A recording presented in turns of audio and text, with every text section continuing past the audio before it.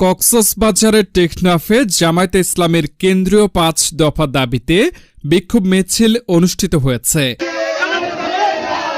এতে প্রধান অতিথি ছিলেন জেলা জামায়াতের আমির ও উখিয়া টেকনাফ আসনের এমপি প্রার্থী অধ্যক্ষ মাওলানা নূর আহমদ আনোয়ারি।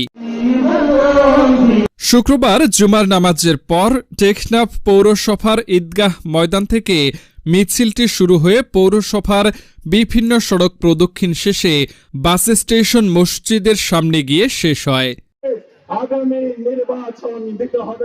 বিক্ষোভে প্রধান অতিথি হিসেবে বক্তব্য রাখেন জেলা জামায়াত আমির ও উখিয়া টেকনাফ আসনের সম্ভাব্য এমপি প্রার্থী অধ্যক্ষ মাওলানা নূর আহমদ আনোয়ারি।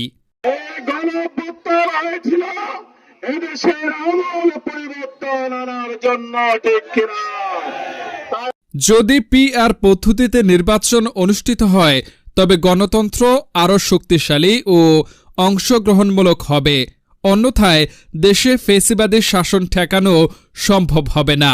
আমরা পিআর মানি না, আমরা পিআর বুঝি না। আমি চ্যালেঞ্জ দিয়ে বললাম, বিশ্বের বেশি দেশে পিআর পদ্ধতি চালু আছে। জাপান জার্মানির মতো উন্নত দেশে পিআর পদ্ধতি চালু আছে। আপনি পিআর পদ্ধতি বুঝেন না, তাহলে আপনি রাজনীতি করেন কেন? পিআর পদ্ধতিতে নির্বাচন হলে সকল মানুষের ভোটের মূল্যায়ন হবে, সকল দলের রাষ্ট্র পর্যায়ে দায়িত্ব পালন করার সুযোগ সৃষ্টি হবে। বিক্ষোভ মিছিলে বিশেষ অতিথি হিসেবে বক্তব্য রাখেন উপজেলা অ্যাসিস্ট্যান্ট সেক্রেটারি সরোয়ার কামাল শিকদার, সাবেক টেকনাফ পৌরসভার ভারপ্রাপ্ত মেয়র মোহাম্মদ ইসমাইল, পৌরসভা জামায়াত সভাপতি রবিউল আলম, বাহারছড়া ইউনিয়ন জামায়াতের সভাপতি মোহাম্মদ ইসলাম প্রমুখ।